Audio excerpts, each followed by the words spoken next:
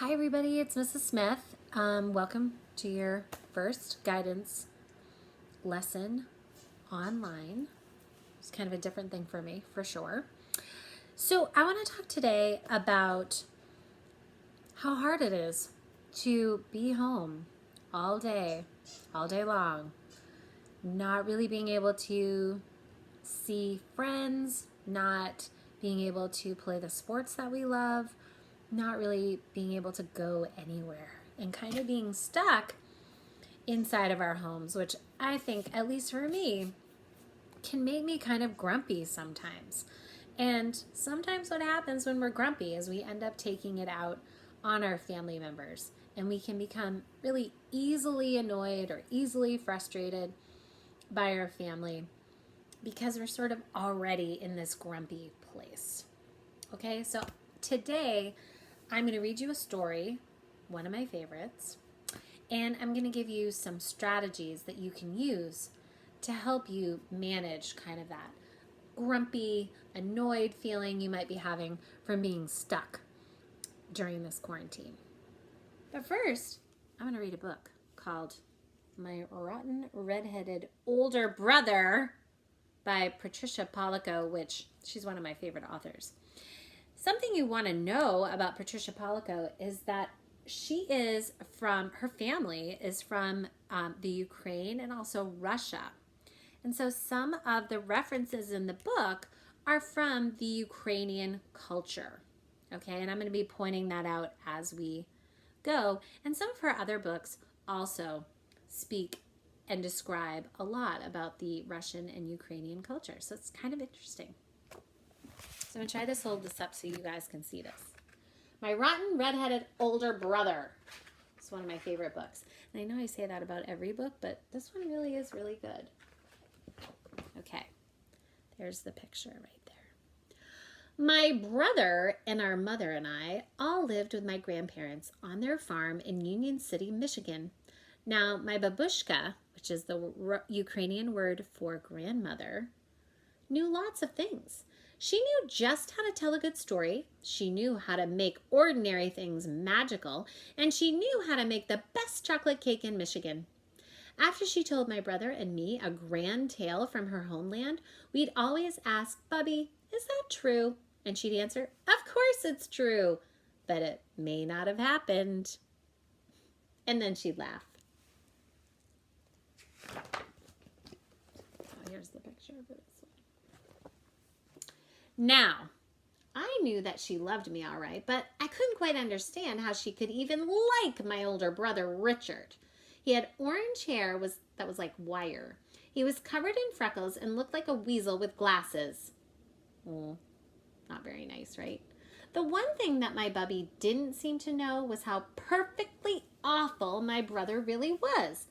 Mind you, he was always nice whenever she was around us, but as soon as she'd leave, he would do something terrible to me and laugh. Ooh, I had a brother like that. I have two brothers.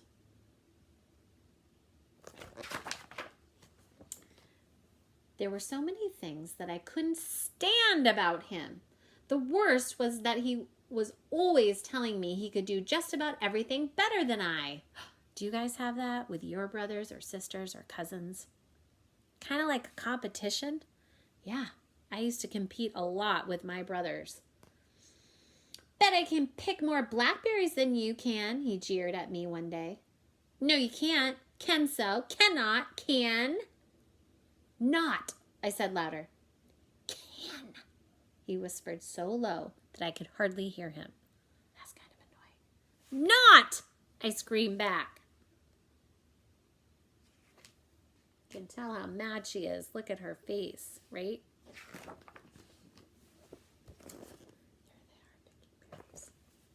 We both picked berries for most of the afternoon. Well, he upped and did it. He not only picked more berries than I, he set a record that wasn't even challenged for the next 10 years. You make me sick, Richard Barber, I yelled at him. Then he smiled, that smile that only a rotten, red-headed older brother could smile. See it? That could be really annoying, don't you think? Guess I would have to face it. He could run the fastest, climb the highest, throw the farthest, sit the longest, get the dirtiest, burp the loudest, and spit the farthest. He had no equal, and certainly not me. And I'm 4 years older than you.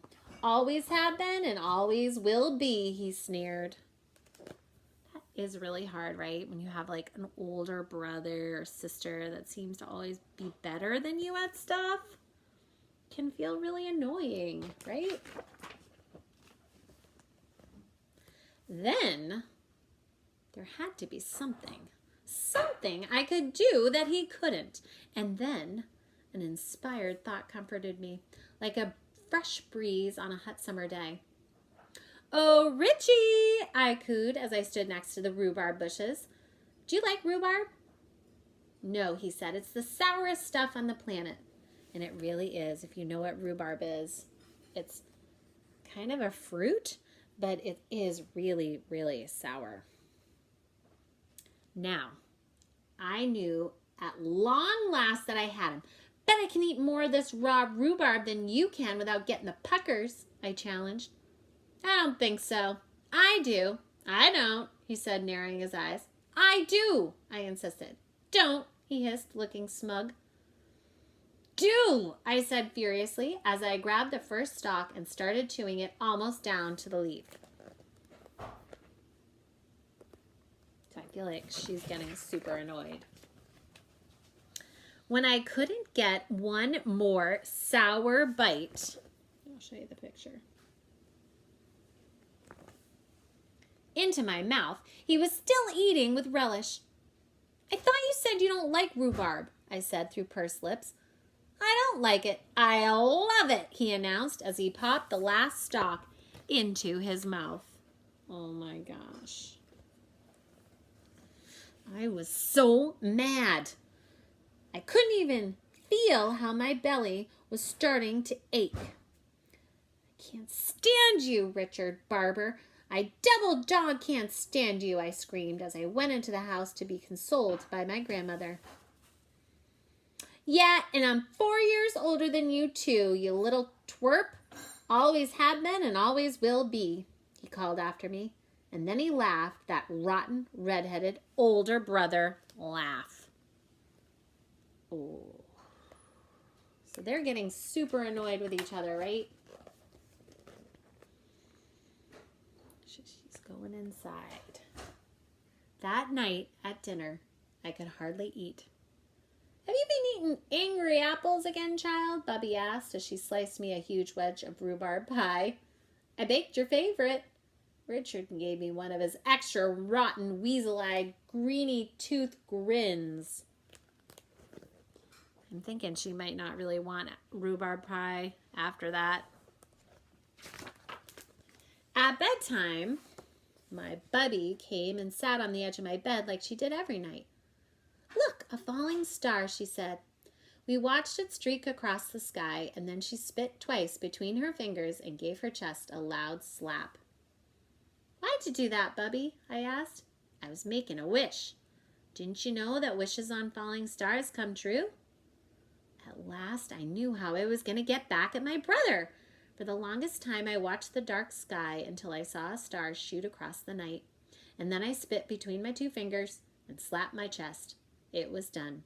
My wish was to do something, anything, better than my brother. I'd show him. The next morning, all I could think about was my wish. I was thinking about it so hard I almost didn't notice the wagons and trucks pulling into the field down the road near Four Corners. "A traveling carnival," my brother shouted as he ran toward me. They're setting up right here in our field. "Bet I can eat more hot dogs than you can," he teased. He was already starting it, but this time he was going to do something so incredible that even he would have to sit up and take notice. I had a star wish. I'd show my rotten older brother all right.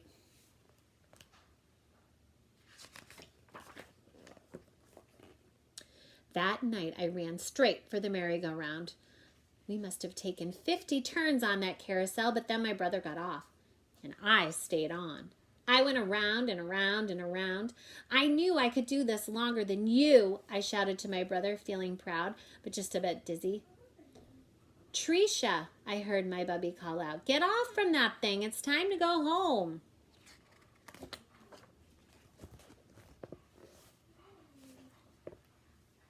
Uh-oh. What happens? The last thing I remembered was stepping off from the platform. Next thing I knew, I woke up with Bubby sitting on the edge of my bed. Mom and Grandpa were there too. You gave us all a fright, Mama said. How do you feel? What happened? I asked. You fell, my rotten, red-headed older brother announced with the biggest grin on his face. I don't know what we would have done, Bubby said softly. Your brother carried you all the way home, and then he had to run to get Dr. Lee. Oh, he did something really nice. You had to have stitches. I watched it all, he said excitedly. You fell off the merry-go-round right into some pop bottles, my Gramps added. You even passed out, my brother chirped. Looks like you finally did something special. It was from that exact moment that our relationship changed somehow. Thanks, Richie, I said to him. What's a big brother for anyway, he said, blushing. Aw. So there they are, with their bubby outside looking at the stars.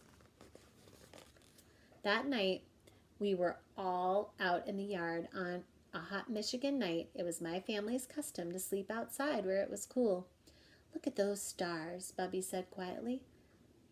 Wishes are funny, aren't they? I said. Sometimes they come true differently than you think they will. That's why you have to be very careful about what you wish for. It just may come true, Bubby said. And then she squeezed both of our hands. Hang on to the grass, she whispered. Why, Bub? My brother asked. Because if we don't, we might float up to the stars. And then she leaned over and kissed us both 3 times. I kiss your eyes, and I hold both of your hearts in my good keeping. And this night, I thank God that I walked this earth with both of you. Isn't that a great book? So they aren't really getting along, are they, at the beginning of the book? And then something kind of serious happens, and it kind of brings them closer together, right? And that can happen definitely for us, right? So I want to give you some strategies to try to help you avoid saying something or doing something that you might feel badly about afterwards. So the first thing you want to do always is look at the size of the problem. Stop yourself and say, wait, is this a small problem or is this a big problem? Should I be getting really upset about it? Most of the issues we have with our family members are small problems. Kind of like some of these, right? Your brother or your sister barges into your room. That can be annoying. Someone wrecks your Lego tower that you've worked super hard on. Really annoying, but still a small problem, right? Easily solved. You ran out of your favorite snack because one of your siblings ate it all. And finally, you lose at a family game like Sorry. These are small problems that actually can cause really big blowouts. So remember, assess and look at the size of the problem and try to say to yourself, wait, this is a small problem. I'm not going to have a big reaction to it. Next thing you want to do is vent or talk with your family or someone you love about how you're feeling. If you're frustrated with someone in your family, talk to your parents about it privately so that your siblings don't overhear you, right? And get it out, because sometimes just getting your feelings out can really, really help. And here's an oldie but goodie. Count to 10. This one's really, really good. If you can remove yourself from the situation that's frustrating you and say, I'm going to count to 10 before I say anything or do something, this can really help. And what I suggest is to kind of go 1, 2, kind of count a little slower than 1, 2, 3, 4, 5, 6, 7, 8, 9, 10. That's not going to be enough time, right? And finally, this is really important. Take time for yourself to do something you really enjoy, especially by yourself. being by yourself can kind of help you recharge. So for me, what I like to do is I like to go outside. I like to go for walks. I like to hang out with my dogs in the backyard. I also like to knit, watch movies, and read books. You guys might like to color. You might like to paint, do some kind of arts and crafts, or even building stuff like Legos can be really, really, really helpful in helping us kind of reset and change our kind of grumpy mood into a more positive mood, which can help us in the end get along with our family. So I hope this week these tips come in handy, and I will see you soon. Okay, bye.